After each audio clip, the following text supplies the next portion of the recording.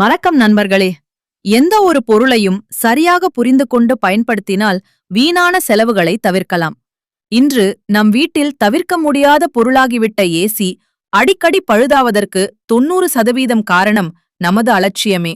உங்கள் ஏசி 10 ஆண்டுகள் வரை சிறப்பாக உழைக்க இந்த 3 விஷயங்களை கவனியுங்கள். 1. சரியான இன்ஸ்டாலேஷன்.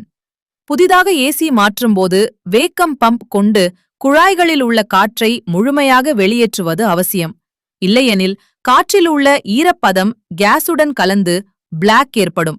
இது காலப்போக்கில் பெரிய வெடிப்பு விபத்துகளுக்கும் காரணமாகலாம். 2. டஸ்ட் ஃபில்டர் பராமரிப்பு. ஏசியின் உட்புறமுள்ள ஃபில்டர்களை 10 நாட்களுக்கு ஒருமுறை நீங்களே எடுத்து சுத்தம் செய்யுங்கள். இதில் சேரும் தூசிதான் கூலிங் குறைய முக்கிய காரணம். வெறும் பிரஷ் கொண்டு தட்டாமல் தண்ணீரில் கழுவி மாட்டுவது சிறந்த பலனைத் தரும். 3. கேஸ் லீக்கேஜ் பயம் வேண்டாம். கூலிங் குறைந்தாலே கேஸ் தீர்ந்துவிட்டது என்று நினைக்காதீர்கள். கேஸ் என்பது தானாக குறையாது. டஸ்ட் அரைப்பினால் கூட கூலிங் குறையலாம்.